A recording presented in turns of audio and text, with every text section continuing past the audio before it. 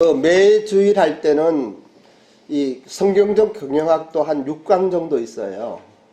그리고 또 제가 라이브 포메이션이라고 선교사들의 인격 성장을 위한 또 강의가 있는데 그것도 한 4강, 5강이 있어요. 그런데 한 달에 한 번 하다 보니까 그걸 하나씩 이렇게 할 수가 없어. 그래 그냥 묶어놓고 그러면서도 또 강의하고 싶은 게 있는 거예요. 오늘 같은 경우는 이제 리더십에 대해 좀 이야기를 하고 싶어요. 그래서 오늘 강의 제목은 여기에 나타난 대로 어디 갔어?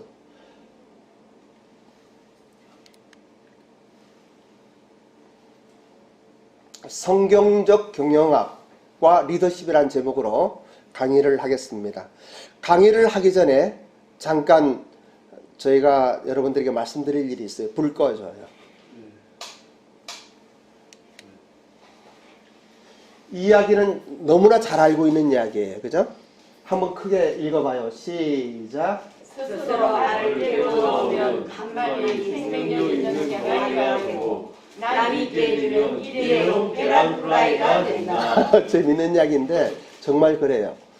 이 계란이 부화할 때 깨고 나오려고 너무나 고생을 해요. 그런데 그 툭 깨주면 잘 나오지만은 그건 살아나질 못해요. 저 이야기는 또 뭐냐면 이 부화하기 전에 그냥 우리가 계란 깨서 프라이 해먹는 이야기를 하고 있는 거잖아. 그죠? 제가 이 제이바를 금년부터 좀 새롭게 변화시켜야 되겠다는 결단을 하고 지난 12월 달에 제가 한국에 돌아와서 우리 허문영 대표님과 스태프들과 함께 미팅을 가졌어요. 우리가 제이바 수료생들을 일본에 그냥 보내고 훈련시켜서 또 일본 교회, 우리 안수경 선교사 같은 경우는 제가 연결한 교회에 처녀와 결혼해서 이제 출산하려고 하고 있어요. 애 가졌어요. 8월 달에 출산해요. 그럼에도 불구하고 우리 뭐 종소도 마찬가지고. 그런데 일본에 가서요. 경제적인 생활이 안 되니까 우리는 제이바 사관생도들이 수료해서 일본 교회 가면은 좋은 영향력을 끼치길 원해요. 기도하고 목사님이 외롭거든 일본은요. 교회도 작고 보통. 그러면 목사님이 청소하고 다 하는데 우리 교회는 제가 안 해도 할 사람이 있어서 너무나 고마운 거예요. 태백에서 오는데 제일 일찍 교회 예배당에 와 준비하고. 그런데 너무나 고맙고 그러지만은 일본은 그러지 못해요. 목사님 청소하고 막 그러면은 목사님보다 30분 전에 가라. 그리고 좀 청소 좀 해놓고 그리고 목사님 위해서 기도 한번 해라. 이러한 선교사가 필요한 거예요. 우리는요. 일본 교회의 부흥은 한국 큰 교회가 아무리 뭘 한다고 되는 게 아니에요. 우리가 존경하는 정규 목사님 순복음께서 1천만 구령운동을 하고 또 우리 온누리교회, 저는 온누리교회 출신이니까 온누리교회 하영주 목사님이 그렇게 많은 수고를 하고 로봇 소나타를 하고 그래도 큰 교회가 한국 교회니까 그렇게 한다라고 보는 거예요. 일본에 정말 진정한 부흥이 있으려면 일본 교회, 일본 목사님들이 힘을 얻어야 돼요. 일본 교회가 일어나야 돼요. 미국에 빌리그라함 박사님이 오셔서 뭘 해도 존 스타트 박사님이 오셔서 해도 일본은 변하지가 않아요. 일본 교회는. 일본인들이 힘을 얻어야 일본은 변하는 거예요. 우리는 일본 목사님들 돕고 일본 교회를 돕자 이런 마음으로 있는 거예요. 모든 종교가 그래요. 어떤 위대한 인물이 있고 그 인물의 지도력 아래 무언가 형성이 돼요. 그런데 제이바는 그러지 말자는 거예요. 우리가 중심이 되지 말자는 거예요. 가서 일본 사람 도와주고 일본 목사님 위해서 기도해주고 또 찬양할 수 있는 사람은 예배 전에 찬양 인도해주고 그렇게 일본 교회에 섬기는 서번트 리더십이 필요하다 하는 이야기를 하죠. 그러면서는 이야기를 해요. 여러분들이 하고 싶은 대로 하면은 여러분 일입니다. 여러분들이 생각나는 대로 여러분 생각대로 하면은 여러분 일이에요. 그건 하나님 일이 아니에요. 내가 하고 싶지 않아도 내가 힘들고 피곤해도 때로는 어려워도 하나님이 하라 하시면은 순종하며 가는 것이 신앙인의 길인 거예요. 이제 그런 생각하면서 일본의 우리 선교사들에게 먹거리를 만들어줘야 되겠다. 그래서 지금까지도 비즈니스에 대한 것을 많이 이야기했고 또 비즈니스의 리더십들 일본의 경영자들 사장님들이 오셔서 강의도 하고 그랬지만은 이번 학기부터는 좀 더 실제적인 경제적인 먹거리를 만들어주고 일본에 가서 경제적으로 이게 해방이 안 되면요 사람이 피곤하고 지쳐요. 근데 그러한 생각을 하면서 우리 김건호가 이제 9월달에 졸업하고 또 일본에 가게 되면 우리 이석호 목사도 가게 되면은 저분들이 스스로 경제를 어느 정도 책임질 수 있는 이러한 환경과 또 그러한 것들을 만들어줘야 되겠다 하는 생각이에요. 함에도 불구하고 마음속에 있는 건 이거예요. 계란이 깨고 나오려고 그러는데 깨줄 수는 없는 거예요. 깨주면 병아리가 살 수가 없어요. 그럼 어떻게 해야 하느냐? 여기에 우리 고민이 있는 거예요. 여기에 우리 고민이 있는 거예요.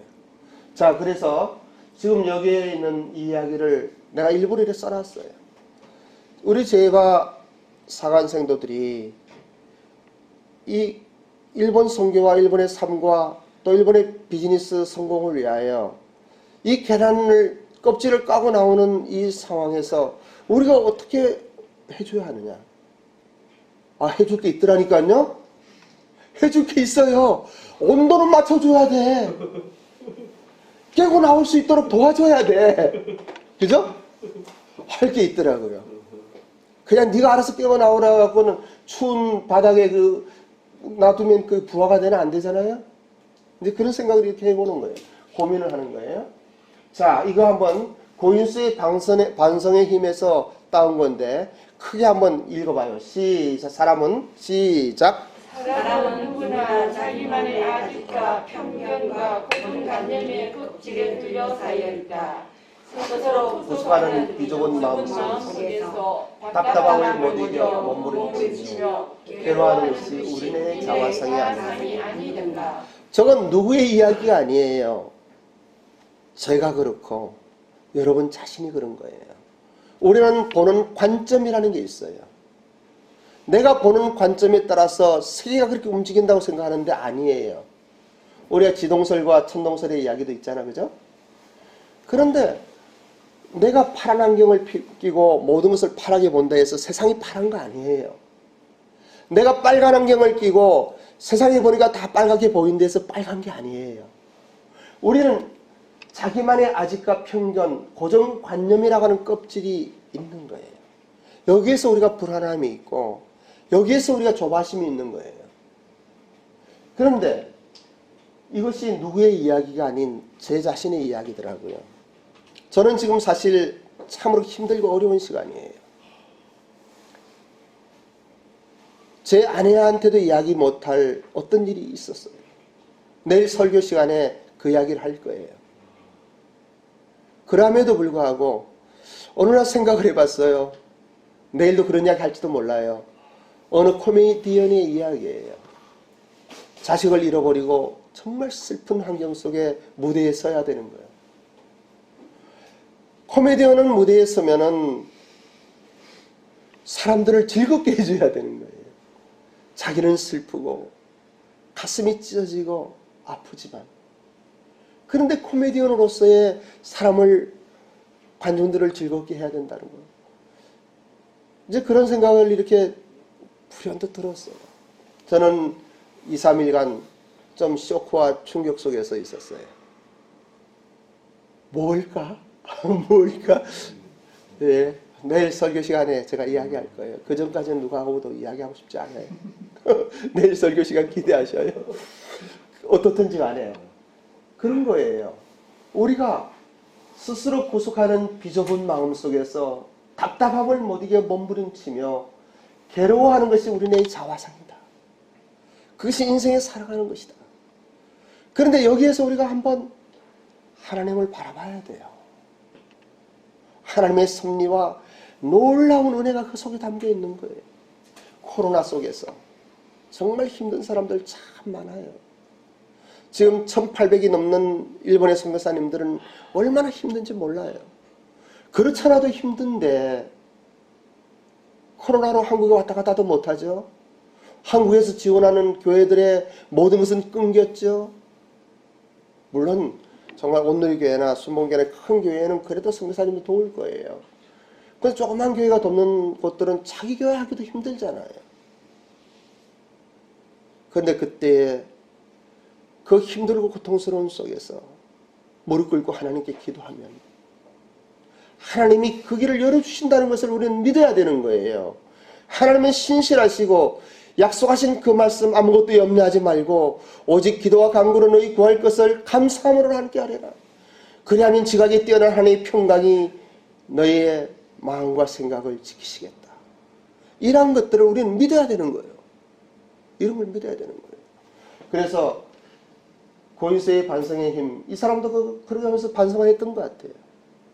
여러분, 내가 생각하는 게 전부가 아니에요. 그죠? 그것을 한번 넘을 수 있는, 잘 안 되잖아요, 그런데. 당장 힘든데, 그 힘든 것 때문에 평안한 마음을 가질 수가 없어요. 그런데 여기에서 한번 생각해 봐요. 초대교회의 사도들, 제자들. 이 사람들은요, 언제나 목숨에 위협을 느끼고 있었어요. 순교에게. 그리고 예수님 믿는다는 거 하나만으로 모든 지위 뺏기고, 명예 뺏기고, 재산 뺏기고, 가족 뺏기고, 그러한 상황 속에서도 왜 그들은 즐거워할 수 있었을까? 왜 그들은 기뻐하며 짐승에게 물려 죽어가면서도 그 얼굴은 빛나고 있었을까? 스데반과 같이 돌에 맞아 죽어가면서도 왜 그의 얼굴은 빛나고 있었을까? 오늘날 우리는 왜 그렇게 되지 못하는가? 우리는 왜 조금만 힘들면 그냥 주저앉고 싶어 하는가? 이러한 것들을 다시 한번 생각해보는 시간인 거예요. 우리의 삶에서 많은 필요를 만납니다. 필요가 생기면, 즉 부족하면은 인생에 있어서 깊이 생각을 해봐야 됩니다. 왜 부족한가? 부족한 것이 문제가 아니에요. 부족한 것은 어떠한 의미에서는 좋은 것인지도 몰라요. 모든 것이 넘치면 사람이 행복하지 않다고 그러더라고요. 필요한 만큼의 80% 정도 있을 때 가장 행복한 거래요. 그 나머지 20%를 추가할 때 그 사람은 활력이 있는 거예요. 근데 오늘날은 코로나 시대에 80%가 아니고 그냥 80%가 부족한 거야. 여기에서 우리는 힘들게 살아가고 있어요. 순조롭게 살아갈 때에는 인생에 대하여 깊이 생각하지 못할 때가 있어요. 그러나 부족할 때 우리는 무엇을 봅니까? 부족하면 자기 환경을 보게 돼요. 자기 통장의 잔고를 보게 돼요. 그런데 아니에요. 필요는 새로운 기회를 제공하는 거예요.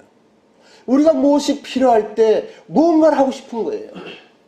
저도 그래요. 저도 수십 년간 일본에서 기업을 경영하고 나름대로 열심히 살아온 비즈니스맨이었어요. 지금도 어떤 면에서는 목회자보다 비즈니스맨이라는 게 더 저한테 어울릴지도 몰라요. 비즈니스 하면 신이 나요. 좋아요. 함에도 불구하고 그런 거 다 내려놓고 선교사의 길, 영광의 길로 왔는데 내가 비즈니스를 한다, 이건 생각을 해보지 못했어요. 남들에게 비즈니스를 시키고 비즈니스를 가르치고 또 어드바이스를 해주고 뭐 이러한 것들이 나의 일인 줄 알았어요. 위에서 기도해주고. 그런데 지금 이 시대에, 코로나 시대에 저는 다시 한번 내가 비즈니스를 해야 되겠다. 그러한 비즈니스를 내가 하면은 어려운 사람들 내가 직접 도울 수가 있잖아요. 함에도 불구하고 생선을 던져주고 싶진 않아요. 생선은 먹으면 또 필요하니까. 그들에게 낚시를 가르쳐주고 싶은 거예요. 잘 될지 안 될지는 잘 몰라요. 근데 고기를 자기들이 낚아서 먹을 수 있는 환경을 만들어주고 싶은 거예요.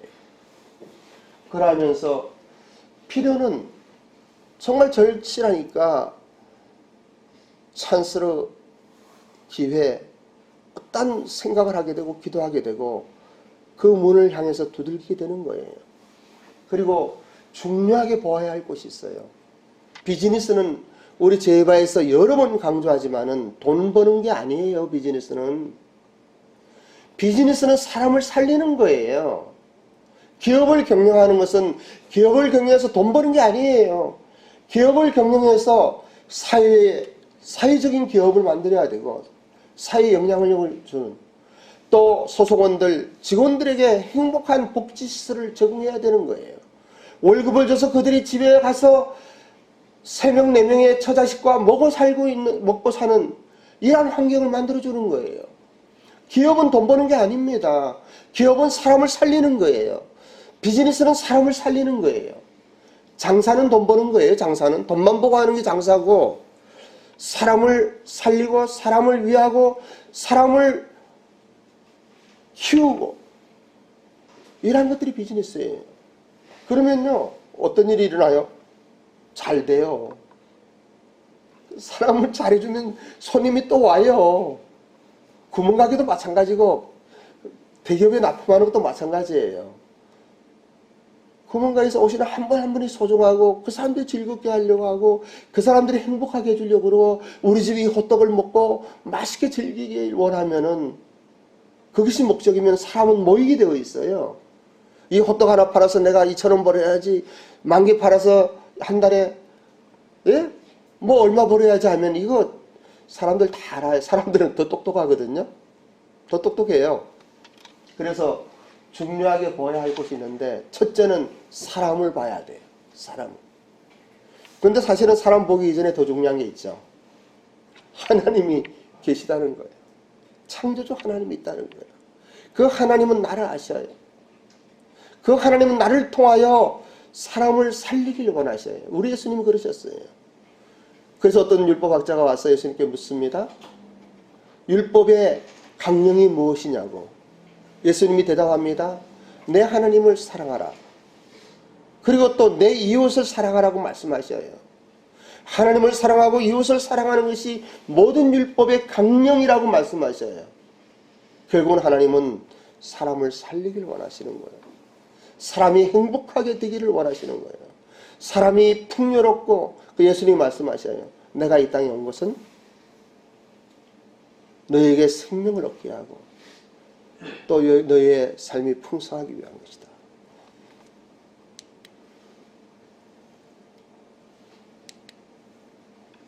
경제적 먹거리를 만들어주겠다는 이러한 생각에 저는 이 3가지 실험을 해보게 되는 거예요. 고민하게 되는 거예요. 과연 이것이 주님께서 원하시는 것인가? 하나님께서 원하시는 것인가? 선교사들에게 경제적인 먹거리를 만들어주고 한국에 있는 분들에게도 우리 제바 사람들이 뭔가 수입이 생기고 물질적으로 도움을 받게 하는 것이 주님이 원하는 것인가? 만일에 주님이 원하는 것 아니라면 하면 안 돼요. 각자 알아서 다 하면 돼요. 그런데 얼마나 기도하고 생각하고 또 고민해 보지만 이건 주님이 원하는 것이더라는 거죠. 그럼 주님이 원하는 것이면 도대체 어떻게 해야 하는가?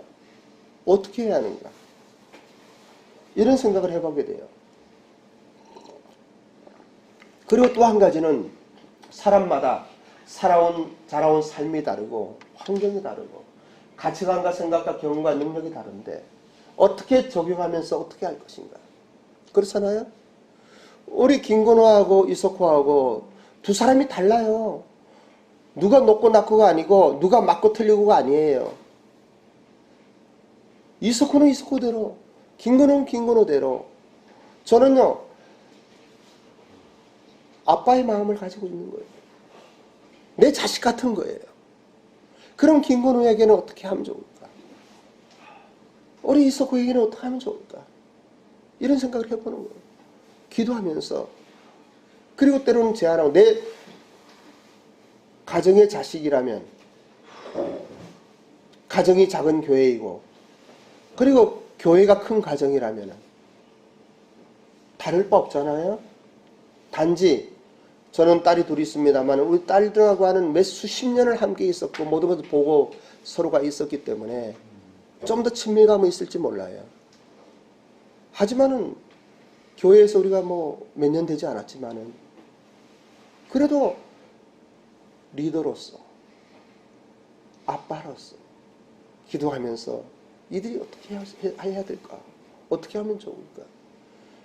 하면서도 다 다른 거예요. 석호에게 하는 거 다르고 건우에게 하는 거 다른 거예요. 왜냐하면 자라온 삶의 환경이 다르고 두 사람의 가치관이 다르고 생각과 경험이 다르고 또 능력이 다른 거예요.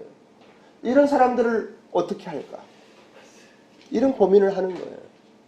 아직 이거라고는 말씀드릴 수는 없어요. 이제 시작이에요. 2021년도 봄 학기부터 이제 그러한 제발을 만들어야 되겠다고 결단한 거예요. 부족한 필요를 채워주시는 주님의 그 긍휼하심과 또 간절함을 보세요. 첫째는 가나의 혼인잔치에서 포도주가 모자래요. 그때 어머니 마리아가 예수님에게 부탁을 해요. 왜냐하면 포도주는 혼인잔치에서 엄청 중요한 것이거든요. 그게 없으면은 완전 망신살이 뻗치는 거예요. 그게 없으면은 이 잔치가 끝나는 거예요. 부탁을 하니까 예수님 뭐라고 말씀하셔요? 아직 내 때가 되지 않았다. 거기서 여인이여 하는 것은 존칭이에요. 자기 어머니 소중하게 여기는 거예요. 우리 예수님은 자기 어머니를 소중하게 여겼어요. 함에도 불구하고 아직 자기가 공생에 시작할 때가 되지 않았다고 말씀하시는 거예요. 그럼에도 불구하고 여러분 다 알고 있잖아요. 세우는 물항아리에 포도주가 되어서 사람들이 연회장에게 이야기합니다. 보통 사람들은 좋은 포도주를 주었다가 나중에 좋지 않은 것을 내는데 취하면 당신은 어떻게 여기는 더 좋은 포도주가 나왔다. 이런 이야기를 하는 거예요. 여기에서 우리가 생각을 할 게 있어요. 또 한 가지. 굶주린 궁중들이 모인 오병이어의 사건이 있어요. 오병이어는 물고기 2마리와 떡 5덩어리로 남자들만 5,000명 이상의 사람들이 모였는데 그들이 배고파서 광야에서 모였으니까 먹을 것 없이 그냥 돌아가면 너무 힘들겠구나. 근데 이때 유명한 사건이 있죠? 뭐예요? 이 떡 5덩어리와 물고기 2마리를 누가 줬나요? 누가 이렇게 있다고 그랬나요? 몰라요? 아무도? 어린아이가 도시락을 가져온 거예요. 근데 예수님이 그것을 축사하시고 먹게 하잖아요.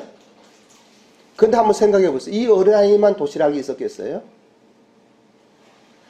물론 먹을 것이 없는 광야에서 먹을 것이 없는 사람들이 많았을 거예요. 그럼에도 불구하고 성경에서는 어린아이에게 있던 그 도시락을 예수님께 바치니까 그것을 축사하시고 주신 것으로 나와요. 여러분, 여기에는 중요한 의미가 있어요. 이렇게 희생하고 헌신하는 것이 필요하다는 거예요. 그 어린아이의 물고기 2마리, 떡 5덩어리가 없어도 예수님은 얼마든지 먹일 수 있어요. 돌을 떡으로 만들 수도 있는 분이에요. 함에도 불구하고 인간 어린아이의 그 손길에 있는 그 헌신과 수고를 축복하셔서 그렇게 하시는 거예요. 여기에 무엇이 있었습니까? 많은 사람들이 있었어요. 구약, 이 신약 이때만 해도 신약이라고 할 수 있는지 없는지 모르겠습니다만은 여자와 아이들은요 사람 수에도 안 쳤어요. 남자만 5,000명이다. 그런데 보통 이런 모임에는 여자가 더 많아요. 그럼 10,000명이 넘는 그 사람들, 배고픈 사람들, 광야에서 그 하나님의 은혜 속에 예수님 말씀 듣고 싶어 모인 사람들, 그 사람들에게 그렇게 하신 것을 보게 돼요. 그리고 나사로가 살아난 것도 마찬가지예요. 나사로의 누나가 누구죠? 예, 마르다와 마리아죠. 그 마르다가 누나가 아니고 여동생이다. 오빠가 죽게 생겼다고. 예수님 빨리 오시라고. 근데 예수님은 오히려 3일을 더 유하시고 완전히 나사로가 죽었을 때 갔어요. 마르다는 이야기합니다. 예수님이 좀 빨리 오셨으면 우리 오빠가 죽지 않았을 텐데. 그 안에 슬픔이 있고 안타까움이 있었어요. 예수님은 그 나사로를 살려주셨어요. 이건 진짜예요. 사실이에요. 아멘. 예. 왜냐하면 예수님은요, 하나님이시기 때문에 그런 거예요. 하나님이 인간의 몸으로 이 땅에 오신 거예요. 그래서 죽은 나사로를 살린 거예요. 이제 성경적 경영학에 들어가는데 벌써 20분 정도 이야기했으니까 제가요 50분까지 강의를 하고 그 다음에 나눔의 시간을 가져 여러분들이 강의 내용을 그렇게 하고 또 발표를 해요. 오늘은 두 팀으로 하자. 두 팀으로. 예. 그 남혜수 목사님 이쪽으로 같이 하시고 이렇게 하셔갖고 그래 한 사람 발표를 해요. 발표는 아무래도 우리 근호하고 석호 둘이 발표하고 자 한번 크게 성서경영학이 무엇인가 있습니다. 큰 목소리로 시작. 격정적 빠른 변화가 계속되며 기존 가치가 흔들리는 국제 사회에서 지금까지의 방정식만으로는 많은 난제를 헤쳐나가기 어려운 때에 성경에서 배우는 지혜다. 그리고 성서경영학이란 또 같이 큰 목소리로 있습니다. 자 시작. 성서경영학이란 간단하게 말해서 성서에 기반을 둔 건강한 경영학이다. 성서에는 많은 지도자들이 등장한다. 요셉, 모세, 요수아, 다윗, 솔로몬, 다니엘, 예레미야, 베드로, 바울 등이다. 살아계신 하나님 말씀인 성경에는 비즈니스 성공의 비결, 올바른 경영과 리더십에 대한 비밀이 숨겨져 있다. 이 성경적 경영학은요 제 오리지널이에요. 어디서 배워서 어디서 만들어서 한 게 아니고 제가 일본에서 이런저런 강연하고 강의하는 건 좀 잘 정리해 갖고 아마 한국에서 이런 강의하는 분은 아직은 없을 거예요. 이것이 특별하게 좋은 강의다 나쁜 강의다는 것은 아니고 오리지널이라는 이야기 하는 거예요. 그래서 성경의 어린아이라고 아까 어린아이 이야기를 했잖아요. 어린아이는 한번 읽습니다. 시작.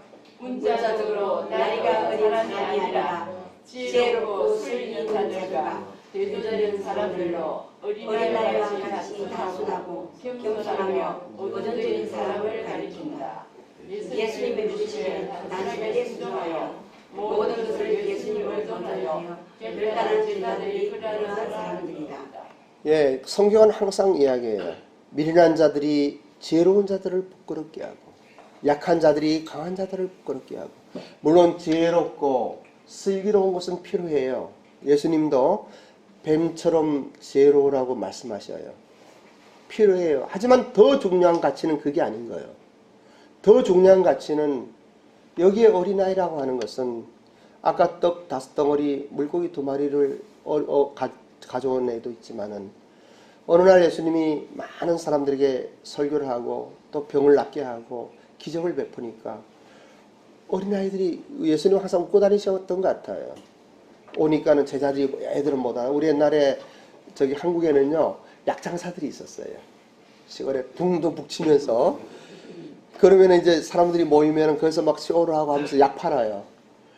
애들은 가라, 애들은 가라. 애들은 돈이 없으니까 약 안 사잖아요. 그런데 예수님에게는 애들이 항상 왔어요. 그러니까 애들을 쫓아내려 하니까는 예수님이 하지 말게 하는 거예요. 오히려 천국은 이 어린아이와 같은 것이 필요하다는 이야기를 하셔요. 그 어린아이는요, 나이의 이야기가 아니에요. 오늘날 우리가 받아들일 때 나의 지혜와 나의 어떤 똑똑하고 슬기롭고 내가 가진 경력과 경험과 이런 거 중요하지만은 그보다 더 중요한 것이 있다고 하는 거예요. 그건 무엇인가 하면은 여기 나타난 대로 어린아이와 같이 단순하고 겸손하며 의존적인 사람. 갓난 애들은요, 어린애들은 부모를 의존해요. 부모가 모든 걸 다 해줄 줄 알아요. 어느 정도 클 때까지는.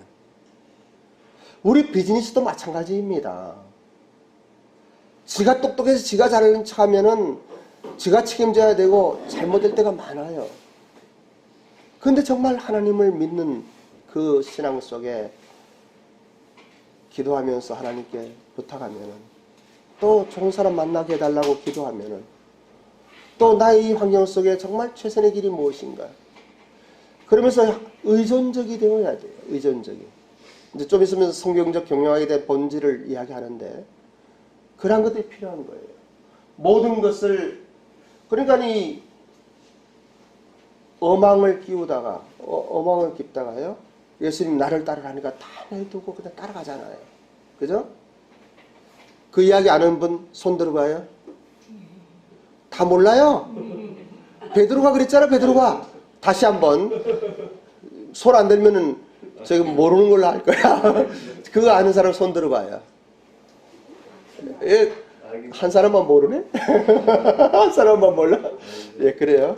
그런 거예요. 그래서 이러한 사람들을 통해서 하나님은 이 세상을 변화시킨 거예요. 그 12제자를 통해서 20억 인구가 이 하나님을 알게 하시는 거예요. 진리는요, 간단해요. 희망이란 이것도 한번 읽으면 좋아요. 시작. 본래 있다고도 할 수 없고 없다고도 할 수 없다. 그것은 마치 땅 위의 길과 같은 것이다. 본래 땅 위에는 길이 없었다. 한 사람이 먼저 가고 그러는 사람이 많아지면 그것이 곧 길이 되는 것이다. 이 루신의 고향 중에서 이게 너무 좋더라고요. 이 말이요. 그래서 제가 제발을 용기를 갖고 하게 되었어요. 벌써 9기니까 4년이 지나고 5년차가 되네요. 여러분 정말 그렇습니다. 요즘에는요, 얼마 전에 우연히 이제 뉴스를 봤는데 산에 멧돼지가 그렇게 많대요. 동네에. 길이 없는데 멧돼지들이 막 다니니까 멧돼지 길이 생겼다고요. 멧돼지 길이. 워낙 멧돼지들이 왔다 갔다 많이 하니까. 그건 모든 게 마찬가지예요. 성경적 경영학, 성경에 나타난 하나님의 은혜와 지혜 속에서 경영하는 것이 아직은 가는 사람들이 거의 없어요.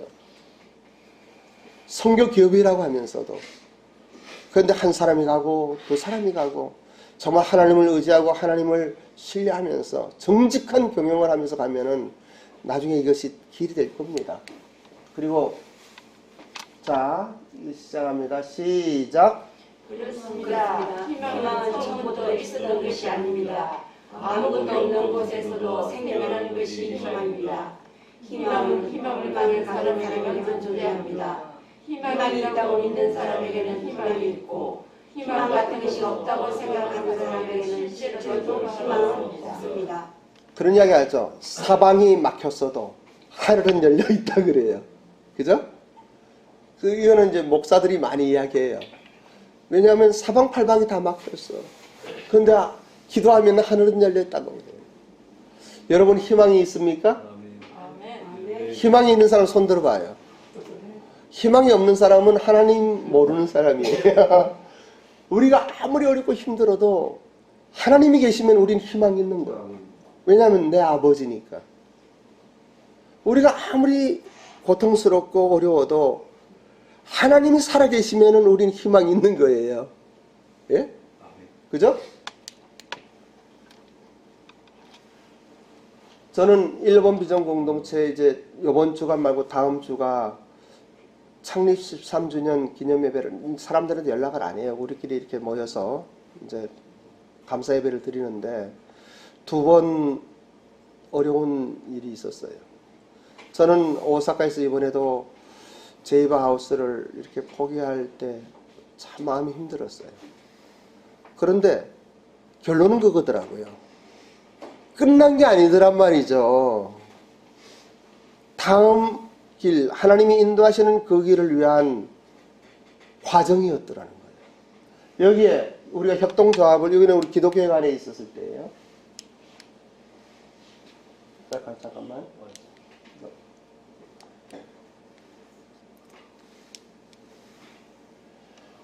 비전 공동체의 2번의 과정, 계속된 실험과 도전, 그리고 아직도 진행형이라고 이렇게 생각을 했어요. 그 중에 하나, JVC는, 저는 JVC를 보통 자판 비전 처치라고 생각하는데 저는 처치라고 표현을 안 해요. 왜냐하면 비즈니스 아카데미가 있고 크리스천이 아닌 사람들도 모이고 하기 때문에 자판 비전 커뮤니티라고 이야기를 해요. 그래서 또 우리 교회는 일본 교회들이 세계에 많이 있는데 하나 정도 있어요, 도시에. 그 런던에 가면 런던 JCF가 있어요. 자판 JCF, 자판 크리스천 펠로우십이라고 그래요. 그 런던 JCF, 또 홍콩 JCF, 하와이 JCF, 싱가포르 JCF 이런 게 있어요. 그런데 우리 교회가 서울 JCF예요. 이거는 일본의 복음주의 동맹에 가입된 단체예요. 우리 교회는 한국에 일본에 예배드리는 곳이 한 20곳에 돼요. 사랑의 교회, 온누리 교회, 지구촌 교회, 또 순복음 교회, 그 목사들도 우리 같이 모여서 같이 교제도 하고 또 저희가 강사로 오고 그러는데 지금은 강사님이 많이 필요 없기 때문에 좀 더 귀한 분들 모시면서 이제 하고 있죠. 여기는 서울 JCF예요. 서울 크리스천 펠로우십이에요. 저거는 자판 비전 교회가 아닌 커뮤니티 협동조합을 만들었었어요. 그리고 제이바 하우스도 만들었었어요. 이거 조금 이야기한 이때가 이제 아까 우리 장로님이 집사 안수 받을 때 성경 아마 이 책에도 아마 있을지 모르겠는데 이 김하중 장로님이라고 하나님의 대사라고 유명한 분이에요. 이 당시에 최고의 강사님이었어요. 그래갖고는 다른 분들은 이 강사료를 거의 안 줘요, 그냥. 근데 저분은 내가 고맙고 죄송해서 이게 기독교회관 여기 기독교회관 지하에 우리 45평 예배당 이보다 좀 더 컸죠. 방도 있고 거기 있었는데 오셔갖고 제가 사례를 많이는 못합니다. 교통비 정도입니다 하고 한 20만 원인가 이렇게 봉투에 담아서 드렸어요. 그래서 저분은 기도하는 분이라서 그런 말씀 하시더라고요. 목사님, 제가 기도하는데 사례를 받는 것이 아니고 하나님 나에게 헌금하라고 하더라고. 그러면서 이제 50만 원을 헌금해 주셨어요. 그래서 저는 이것이 보통 일이 아니다 생각하고 그 돈을 가지고 기도를 했죠. 그러면서 이것으로 협동조합을 만들어야 되겠다 이런 생각을 했어요. 그래갖고는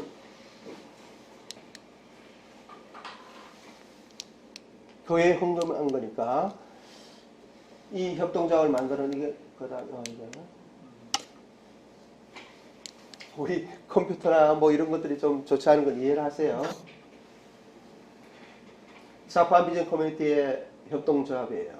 비전 선언문도 만들고 시간을 좀 갖고 방향, 그 다음에 운영 매뉴얼 이런 걸 다 만들었어요.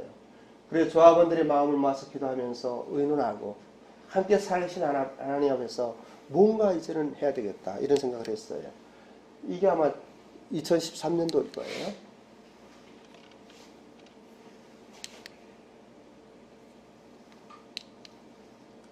이게 잘 안 넘어간다. 그래서 협동조합에 이제 100주 1000만 원을 1차로 목표로 하고 2차 목표를 하고 3차 목표 세우면서 그리고 이제 업체들과도 관계를 갖고 이제 이야기를 좀 했었죠. 그리고는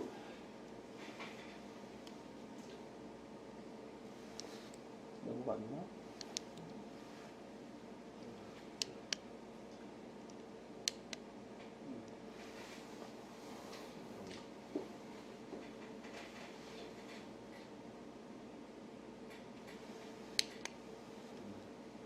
그 당시에 이제 교회 헌금한 거니까 김하중 장로님의 그 헌금과 또 유성호 집사님이라는 분이 있어요. 저기 KBS 그리고 이제 좀 국장급 좀 잘하시는 분. 이렇게 해서 이제 하면서 시작을 막 하려고 그랬어요.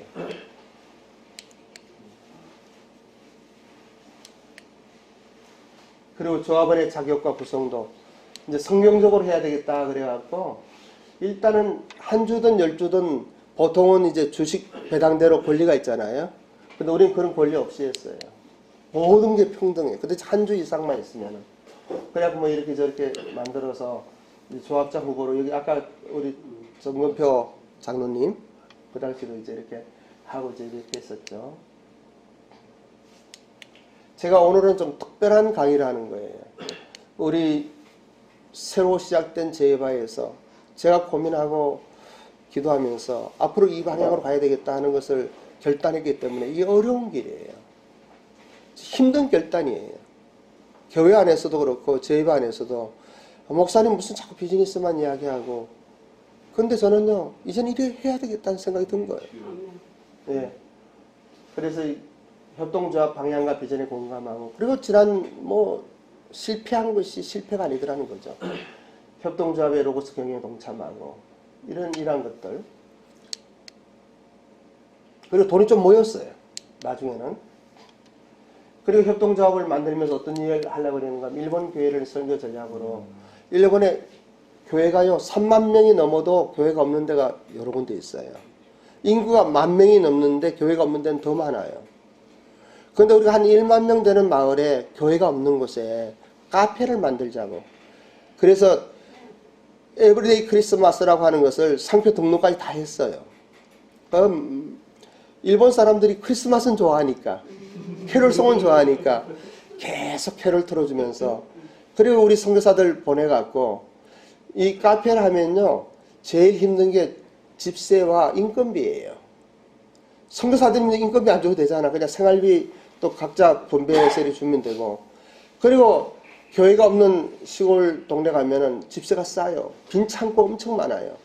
하면서도 좀 크고 멋지게 만들어 갖고 동네 사람들에게 다 와서, 할아버지 할머니들은 어떤 때는 우리가 무료 빵집도 할 거거든요. 이제 그런 생각 막 했었어요. 이건 나 한국에 오면서부터 이야기하던 것인데 벌써 10년이 넘었는데도 아직도 못하고 있어요.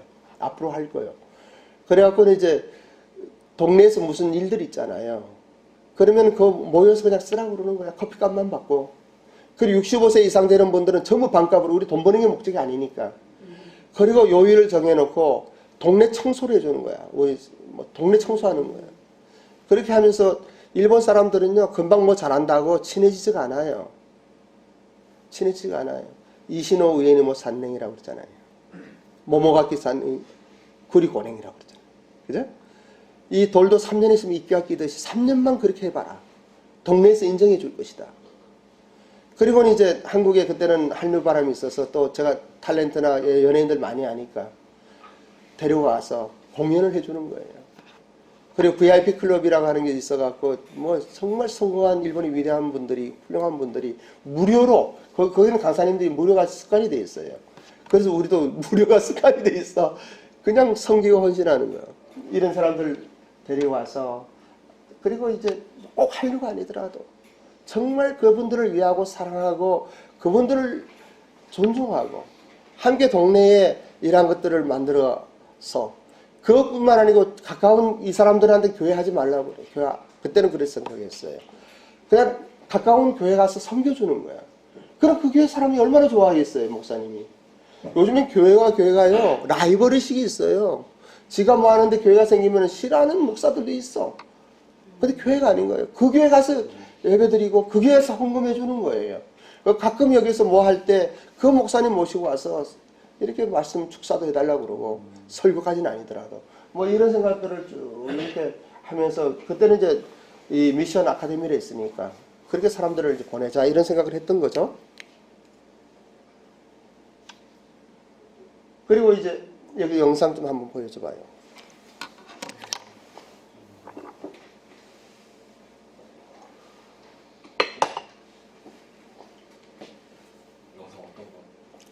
저거 내가 보내달라고 내가 카톡으로 보냈는데,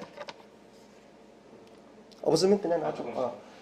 이게 우리가 이제, 이건 국민일보에 나온 거예요. 오사카 교회에 비전 투입이라고 그래갖고 매달 갔어요. 우리 이선호 목사님도 가시고, 우리 남혜소 목사님도 가시고, 우리 이선호 목사님도 가시고, 우리 근호도 가고 다 갔어요.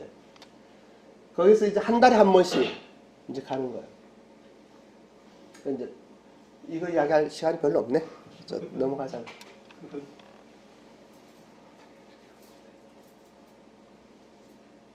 제이바 하우스 사진 좀 보여드릴게요. 한번 넘겨봐. 여기 이제 원래는 이 비전 트릭 가면서 숙소가 필요했어요. 그저 허가도 없는 민박이에요. 그 식당 2층에 원래는 요정이었어요. 이마자또 유명한 신지 중앙에 있는데, 그래서 우리 가서 2,000엔씩, 한 사람이 2,000엔씩 주고 잠을 잤어요. 3박 4일, 2박 4일, 3일 이렇게 가면은. 그렇게 하다가 재작년 19년도 12월쯤 이분한테 전화가 왔어요. 원래는 보신당 집에 왔어요. 개고기. 일본에서는 유명한 개성식당이에요. 그래 이분이 목사님 이거 자기가 80살이 넘어서 허리도 아프고 다리도 아프고 도저히 못하겠다는 거예요. 목사님이 경영해 주세요 그러는 거예요. 그래 돈은 하나도 안 받을게요. 근데 돈은 하나도 안 받아도 계약을 하려면 돈이 많이 들어가잖아요. 그리고 그 사람 계약한 건 내가 들어가서 할 수는 없는 거잖아요. 그래서 건물주 이야기해갖고 건물주한테 계약하고 돈 들여서. 그런데 우리가 허가 없는 민박은 할 수가 없잖아요. 그래서 민박 허가를 받으려다 보니까 돈이 엄청 많이 들어갔어요. 방이 10개가 되고. 그러면서 식당도 하고 민박도 하고 허가 다 받았어. 받아하고 작년 1월 1일부터 이제 우리가 이제 경영하자 이렇게 된 거예요. 떼돈 벌 줄 알았어요. 왜냐면 올림픽이 있잖아요. 올림픽이. 떼돈 벌 줄 알았어요. 그런데 시작하자마자 한 달도 안 돼갖고 코로나가 온 거예요. 코로나가. 우리 2층에 이제 2단 침대도 다 돈 주고 샀어요. 우리가 다 사갖고 다다임방에 막 이렇게 자다가 2단 침대도 사갖고 그리고 또 이제 샤워 시설도 만들어야 된대. 그리고 샤워 시설도 우리가 돈 다 공사해갖고 그 공사비만 해도 한 1,500만 원 이상 들어왔어요. 그리고 1층하고 2층하고 이게 넓다 보니까 이것을 허가를 받으려고 그러면 여관업을 받아야 된다고 그래요. 여관업은 힘들거든요. 외국인도 잘 수 있는 민박은 쉬운데. 그래서 1층, 2층 이 계단 올라가는 데를 담을 만들었어, 벽을. 그리고 문을 달고 별도로 1층은 식당 허가 받고 2층은 민박 허가를 받고 이제 허가 다 받았어요. 그런데 저것이 집세도 비싼데 참 고생했네요. 고생했어요. 그래서 이 두 번의 과정을 기도하면서 생각해 보는 거예요. 참 기도해 보면 그런 생각이 들어요. 저는 좀 비즈니스는 하면 잘해요. 비즈니스는. 근데 목회자가 될 자격은 없는 것 같아요. 난 목사 될 자격은 없는 것 같아요. 왜냐하면 좀 거룩한 척도 해야 되고 잘난 척도 해야 되고 나는 그렇게 못해. 또 내 자신을 돌아보면요. 참 내가 부끄러운 게 많아요. 비즈니스 하면서도 거짓말도 되게 많이 했어요. 제가 처음에 이제 브랜드 일부터 시작했는데 브랜드 일부터 시작했어요. 프랑스 가서 내가 브랜드 물건을 사왔는데 처음에 2,000원짜리 2,000원이라고 이야기를 계속 했어요. 근데 보니까는 저 사람들 많이 버는 나는 못 벌더라고. 근데 가만히 생각 아니다. 2,000원짜리 하면 2,500원짜리를 해볼까? 이거 2,500원입니다. 그러니까 싸대! 3,000원 또 싸대! 야, 그리고 시세이도 내가 만담일 많이 했잖아요. 근데 시세이도하고 심천을 많이 갔어요. 심지어 사무실도 있었고. 공장이 거기 있으니까. 그리고 저기 중국에서 주로 만들어요. 한국에도 많이 만들지만 한국보다는 중국이 더 좋아요. 그래 갔는데 전기가 어떤 때는 막 그건 불안전했었어요. 옛날에는 중국에. 그래가 낚기가 늦어지고 그러면은 바이오 같이 가잖아요. 그러면 이제 만담 사람이나 시세 사람들한테 공장 사람들이 참 좀 제대로 맞춰주면 좋은데 하면서 공장 핑계를 대는 거야. 근데 공장 사람들한테는 야 이런 사정인데 저 바이오 지가 좀 어떻게 좀 해갖고 좀 낚기도 좀 이래 해야지 이런 이야기 하는 거야. 근데 저는 그게 자연스러웠어요. 자연스러웠어. 근데 어느 날 생각하니까 다 거짓말이야. 왜냐면 말은요. 이 사람 똑같은 일을 이 사람한테도 말해도 똑같은 말 해야 되고 저 사람한테 말해도 똑같은 말을 해야 되는 거예요. 근데 여기서는 이런 말하고 저기서는 저런 말하고 그게 거짓말이에요. 그 나중에 알았어요. 그때는 몰랐어요. 그러죠. 거의 뭐 여러 가지 지금도 마찬가지. 지금도 내가 무슨 나까지 무슨 목사가 돼. 나 같은 놈이 무슨 목사가 돼 이런 생각도 들지만 그래도 하나님이 사용하시니까 감사한 거죠. 그냥 그 가운데 하는 거예요. 그래서 저는 목사 자격이 좀 없는 것 같아요. 기독교회관에 있을 때도 우리 목사님 몇 분 계시고 있는데 내가 담임 목사인 줄 모르는 사람이 많았어요. 다른 분이 담임 목사인 줄 알아. 그 사람 폼내고 하니까. 이런 이야기 해서 미안해요. 실망하지 마라. 그냥 그래요. 그래갖고 뭐 그렇지 뭐. 그냥 예수님이 그랬으니까. 예수님은 폼 안 쟀어요. 그러니까 제자들 같이 먹고 자고 그냥 그렇게 지내는 거야. 그래서는 우리 제이바에서도 나를 있는 그대로 받아주길 바라는 거예요. 부족하지만은. 그러나 내가 믿는 하나님 믿으라고 하는 거예요. 그러면 그 하나님이 나를 축복하시, 당신들을 축복하신다는 거예요. 그래서 이거 하면서 우리가 이제 협동조합은 갑자기 기독교회에서 나오게 돼갖고 그 장소가 없어진 거예요. 뭐 그렇게 하다가 그것도 뭐 우리 교회 성도님들은 그때는 한 40명, 50명이 되고 막 큰 교회 될 것 같았는데 하나님이 큰 교회를 하라고 하시지 않는 것 같아요. 저도 하고 싶지 않고 그냥 조그만 사람들이 제대로 하나님 은혜 속에서 성장하길 바라는 것 같아요. 그래서 우리는 큰 교회를 지향하지 않아요. 적지만 강하고 적지만 가족 같고 평생을 같이 갈 수 있는 이런 사람들이 좋다 이런 생각을 하고 있어요. 그런데 이건 제 생각이죠.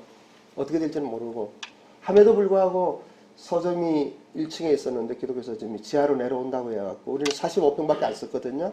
지하는 한 130평이 넘는데 쓴다니까는 막 반대를 많이 했어요. 그건 보조금도 많이 들어갔고 집세도 비쌌어요. 근데 가만히 생각하고 기도하는데 하나님이 나가라 그러더라고요. 왜 나가라 하는가 하면은 그게 다 하나님 일이 아니냐 그래요. 그 하나님의 일에 동참하라고 하는 거예요. 그래서 얼른 나가줬어요. 얼른 나가줬어요. 그리고 권리금도 안 받고 어떤 사람들은 그래도 얼마라도 받아야 그냥 이게 다 하나님 일이다. 그냥 나갔어요. 그런데 그 1층 서점이 지하에 와서는 또 지금 보니까 없어졌어요. 우리가 안 나가고 있었으면 좋았을지도 모르지만 그러나 그게 모든 하나님의 은혜 속에서의 하나님의 경륜이에요. 하나님이 경영하시는 하나님의 방법이 있는 거예요. 그리고 이번에 이제 오사카에서 일도 이렇게 돌아보면은 이런 생각이 들어요.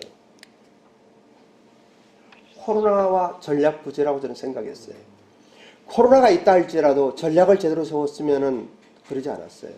제가 무리하게 민박 허가를 낸다고 하지 않았으면 좀 괜찮았어요. 그래서 다 제 책임인 것 같아요. 왜냐하면 제가 지도자니까. 제가 결정했으니까. 무리하게 그 큰 돈 들일 필요가 없던 거예요. 그리고 또 내가 비즈니스 제대로 했으면은 아예 뭐 부장 월급 하나만 있으면 경영이 다 되는데 그거 내가 충분히 다 감당할 수 있었어요. 근데 비즈니스는 뒷전으로 하고 지금도 회사가 있어요. 대표회사예요. 그러면서도 그냥 이 목회 그리고 제이바 뭐 교회 이런 생각이 빠져 있다 보니까 이 힘들어지는 거예요. 그리고 이 재정의 부족은 사실은 문제가 안 돼요. 사실은요. 왜냐하면 필요할 때 하나님이 부어주시는 거야. 근데 하나님보다 앞서가면 안 돼.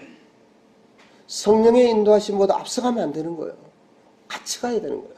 그 광야에서 하나님이 이스라엘 백성들이 그걸 가르친 거예요.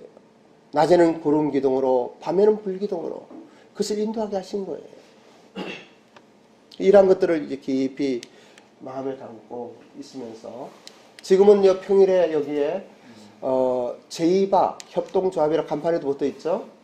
그래서 제이바 협동조합을 하고 싶은 거예요. 이제는 진짜 비즈니스를 하고 싶은 거예요. 그리고 이제는 진짜 앞으로 이제 비전 선언문도 좀 바뀔 거고 이 운영 매뉴얼도 바뀌고 하지만 제이바 구성들의 마음을 모아서 기도하며 인내하고 로고스 경영 원칙으로 운영하는 그렇지만 어떠한 조직을 만들지는 않아요. 그냥 느슨하게 그냥 이러한 것들을 살아계신 하나님 앞에서 성령님의 기름 부으심 은혜로 세워간다 이런 생각을 하는 거예요. 로고스 경영만 소개하고 전반 강의 마치도록 하겠어요. 로고스 경영은 이런 거예요. 로고스 경영이란 1. 시작 하나님이 살아계시고 도우심을 믿으며 2. 법과 지식을 존중하며 정직하게 지키고 3. 가난하고 소외된 약자를 먼저 생각하는 경영이 로고스 경영이에요. 우리는 나라의 법을 지켜야 돼요. 세금 낼 거 다 내야 돼요. 정확하게. 뿐만이 아니고 가난하고 소외된 자를 먼저 생각해야 돼요. 저는 비즈니스 하면서도 그랬어요. 회사 안에서 어떤 아이가 힘들고 어려우면 보너스를 이 사람한테 줬어요. 일 잘하는 사람한테 많은 보너스 주는 게 아니에요. 돈이 필요한 사람한테 보너스 줘야 되는 거예요. 그것을 혼자서 사장이 결정하면 안 되죠. 그 같이 팀원들이 같이 의논해서. 왜냐하면 자기들은 월급 받아가니까. 보너스는 별개니까는. 그럼 얘가 결혼한다는데 얘가 돈이 필요하지 않냐. 오늘 이번에는 보너스가 이만큼인데 이 절반은 얘한테 주자. 그래 나머지 절반으로 나누자. 뭐 이러한 경영이 좋은 경영이에요. 필요한 사람한테 돈을 주는 거예요. 그리고 가난한 사람들이 있어요. 그거는 재정의 문제뿐만이 아니에요. 사람이요, 능력 있는 사람이 있고 능력이 부족한 사람이 있어요. 어떤 사람은 일 잘하고 어떤 사람은 못하는 사람이 있어요. 근데 일 잘하는 사람한테 잘해줘도 그건 당연한 거예요. 근데 일 못하는 사람한테 잘해주고 격려하고 힘을 줘봐요. 이 사람이 살아난다니까요. 그 고마움을 잊지 못한다니까요. 그럼 이 사람만 그런가요? 그 멤버들이 와, 우리 사장님은 정말 다르다. 저렇게 못나고 또 어떤 사람은 다리가 절고 어떤 사람은 뭐 이러한 사람 있잖아요. 그죠? 근데 그 사람들을 소중하게 생각하면은 예? 이게 흘러가요. 그 안에. 그런 거예요. 로고스 경영의 원칙과 구조가 있어요. 로고스 경영은 이러한 비전들, 자세히는 말 못했지만은, 어떻든 하나님이 살아계시고 도우심을 믿고, 법과 질서를 존중하고 정직하게, 그리고 가난한 자와 소외된 자들을 먼저 생각하는 이러한 경영에 공감하는 사람들, 이러한 로고스 경영과 비전에 공감하는 사람들로 3331의 수익의 원칙은 있어요. 이건 뭐냐면은 3은 어떤 기업이든 투자자들이 있어요. 주주가 있어요. 이 주주들에게 3을 분배하는 거예요. 이거 순이익을 이야기하는 거예요. 월급 다 빼고. 그리고 또 3은 거기에 소속되어 있는 함께하는 일하는 사람들. 월급은 받아가요. 해도 순이익의 30%는 그 사람들한테 또 나눠주는 거예요. 이거 나눠줄 때 필요한 사람은 좀 더 주자는 거죠. 이거 나눠줄 때. 월급은 월급이고 그건 다 다른 거예요. 그리고 또 3은 경영하면은 이것이 몸체가 커져야 돼요. 기업도 재투자를 해야 돼요. 연구원, 물건도 개발해야 되고 막 이런 다양한 게 있어요. 거기에 3을 투자하자는 거예요. 그리고 마지막 1은 하나님께 드리자는 거예요. 하나님께. 이건 교회만 주는 거 아니에요. 예를 들어 갖고 어느 스님이 어느 마을에, 영등포의 어느 가난한 동네에서 정말 사람들을 위해서 헌신하고 수고하면은 그 스님에게 줘도 괜찮은 거예요. 그 스님에게. 또 어떤 사람이 신앙도 종교도 없는데 서울역에서 힘든 사람들 식사 대접을 한다고 그러면 고기 줘도 되는 거예요. 꼭 우리 교회 내라는 거 아니에요. 그리고 또 선교사님들 어디서 고생하고 그러는데 그 선교사님이 생각이 나면은 그 선교사님도 주라는 거예요. 뭐 이런 것들. 그리고 예수님의 몸된 교회와 선교사에게는 동참하는, 이건 교회의 본질이기 때문에 뭐 이런 것들. 이제 이러한 이야기들을 로고스 경영이라고 저는 이야기하고 싶고, 후반 강의에는 이제 한 20분 같이 나눔을 하고 발표를 한 다음에, 그 다음에 지금 4시, 아직 3시 50분이니까 4시, 뭐 5시까지는 해도 괜찮겠죠? 예? 나는 제일 겁나 윤 대표님이 먼저 가버릴까? 5시 끝나면 괜찮죠? 괜찮죠? 불 켜요. 그럼 아까 이야기한 대로 지금 이야기한 것들을